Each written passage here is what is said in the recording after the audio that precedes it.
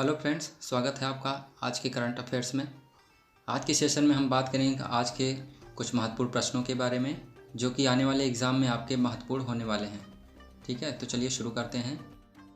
आज का पहला प्रश्न है, भारत और पाकिस्तान UNMO GIP यानी United nation military observer group in India and Pakistan में संयुक्त राष्ट्र सैन्य पर्यवेक्षक के समूह के लिए मिशन प्रमुख और मुख्य सैन्य पर्यवेक्षक किसे नामित किया गया है?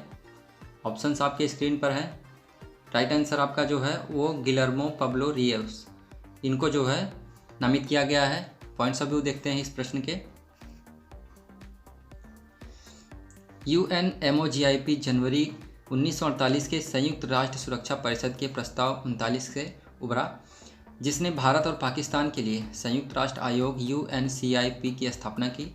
उन्होंने उरुग्वे के मेजर जनरल जोस इलाडियो, ठीक है ये नाम रखिएगा, याद रखिएगा, जोस इलाडियो अल्केन का स्थान लिया, जो अपना कार्य पूरा होने के बाद पर पद छोड़ देते हैं। वे नेवी वारफेयर स्कूल के शिक्षा विभाग के प्रमुख 2018 में रहे। Marine infantry fleet commander, brigade commander 2020 से 2021 के रूप में भी कार्य किया उन्होंने। ठीक है, तो आपका राइट आंसर हो जाएगा गिलर्मो पब्लो रियोस। अगला प्रश्न है, हाल ही में फीफा ने किस महासंघ को निलंबित कर दिया? मोस्ट इंपॉर्टेंट क्वेश्चन है। तो आपके ऑप्शंस आपकी स्क्रीन पर हैं। राइट आंसर जो है आपका वो अखिल भारतीय फुटबॉल महासंघ को जो है फीफा ने निलंबित कर दिया अभी हाल ही में। इस प्रश्न के पॉइंट्स ऑफ व्यू देखते हैं आज के। फीफा का आरोप है कि AIFF तीसरे पक्ष के अनुचित प्रभाव में काम कर रहा है, जो कि फीफा कानून का गंभीर उल्लंघन है। भारत में 11 से 30 अक्टूबर तक होने वाले फीफा अंडर 17 महिला विश्व कप की मेज़बानी भी खतरे में पड़ सकती है। फीफा ने यह भी कहा कि अंडर 17 महिला विश्व कप पूर्व निर्धारित कार्यक्रम के अनुसार भारत में नहीं हो सकता है। फीफा के अध्यक्ष हैं जियानी इन्फेंटिनी। फीफा की स्थापना जो 21 मई 1904 में हुई। फीफा का मुख्यालय जो है वो ज्यूरिख स्विट्ज़रलैंड में है। ठीक है, ये ध्यान रखिएगा। अगला प्रश्न है, वो जो वृद्ध शेयर बाजार निवेशक राकेश झुनझुनवाला का निधन कब हुआ है? Turn stock market investor Rakesh Jhunjhunwala when did passed away? तो आपका राइट आंसर हो जाएगा वो 14 अगस्त 2022 को उनका निधन हुआ है। पॉइंट्स ऑफ व्यू देख लेते हैं थोड़ा सा इनके बारे में। उन्हें बिग बुल के नाम से भी जाना जाता था। झुनझुनवाला ने शेयर बाजारों में अपनी यात्रा शुरू की थी, जबकि अभी भी कॉलेज में सिर्फ 5,000 रुपये की पूंजी के साथ फोर्ब्स द्वारा झुनझुनवाला की कुल संपत्ति $5.8 मिलियन लगभग 46,000 करोड़ आंकी गई है। वह भारत के 36वें सबसे धनी व्यक्ति थे, ये ध्यान रखिएगा। अगला प्रश्न है,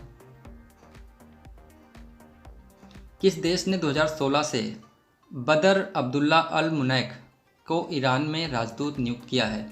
which country has appointed Badr Abdullah Al Munaikh as an ambassador to Iran since 2016? तो आपका राइट आंसर हो जाएगा वो कुवैत। कुवैत का जो है इनको राजदूत नियुक्त किया गया है, बदर अब्दुल्ला अल मुनैक जी को। पॉइंट्स भी देखते हैं थोड़ा सा इनके बारे में। कुवैत के प्रधानमंत्री नसीन मोहम्मद अल अहमद अल साबा है। वहाँ की मुद्रा कुवैती दिनार चलती है। तेल भंडारण के मामले में कुवैत दुनिया का 5वां सबसे समृद्ध देश है और प्रति व्यक्ति आय के हिसाब से दुनिया का 11वां सबसे धनी देश है। कुवैत में तेल क्षेत्र की खोज और दोहन की प्रक्रिया सन 1930 से प्रारंभ हुई। ठीक है, तो आपका राइट आंसर वो कुवैत हो जाएगा। अगला प्रश्न है, 5 साल की अवधि के लिए भारतीय एयरटेल के प्रबंध निदेशक के रूप में किसे फिर से नियुक्त किया गया है? Who is reappointment as managing director of Bharti Airtel for a period of 5 years?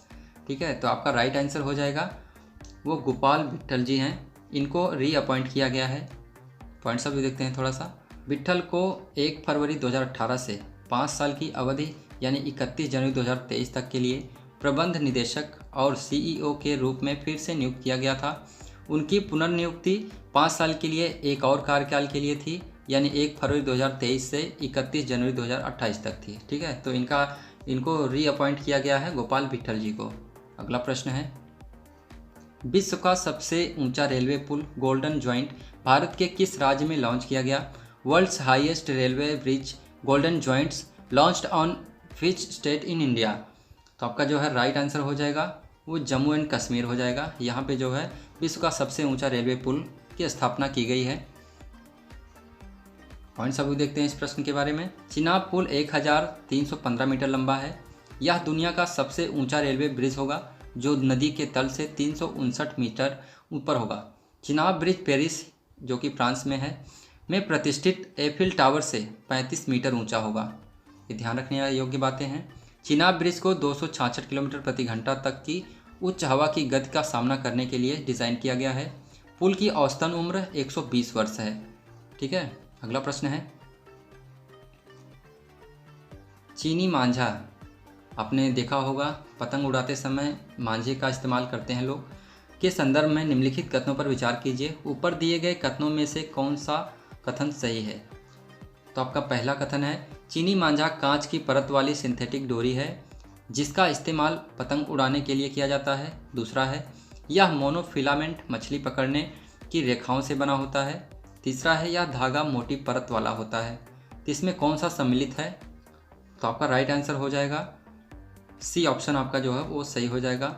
दोनों, 1 और 2, यानी चीनी मांझा की परत वाली सिंथेटिक डोरी होती है और यह मोनोफिलामेंट मछली पकड़ने की रेखाओं से बना होता है। तो आपका राइट आंसर हो जाएगा सी। अगला प्रश्न है Indian film festival of Melbourne यानी IFFM अवार्ड्स 2022 में बेस्ट एक्टर अवार्ड किसे मिला है? Who has won the best actor award at the Indian film festival of Melbourne यानी IFFM अवार्ड 2022? आपका राइट आंसर हो जाएगा वो रणवीर सिंह को जो है वो फिल्म 83 के लिए मिला। पॉइंट्स अभी देख लेते हैं इस प्रश्न का। यह अवार्ड फिल्म 83 के लिए मिला। बेस्ट फिल्म का अवार्ड भी 83 मूवी को ही मिला है। उसके निर्देशक कबीर खान जी हैं और उसके अभिनेता जो है वो रणवीर सिंह जी हैं। तो आपका राइट आंसर रणवीर सिंह जी को वो बेस्ट एक्टर अवार्ड मिला। अगला प्रश्न है IFFM 2022 में बेस्ट एक्ट्रेस का अवार्ड किसे मिला? Who has won the best actress award eight IFFM 2022? तो आपका जो है राइट आंसर हो जाएगा वो शेफाली शाह, फिल्म जलसा के लिए इनको मिला। ठीक है, अगला प्रश्न है भारत में रामसर स्थलों की सूची में कितने और आर्द्रभूमि जुड़ी हैं?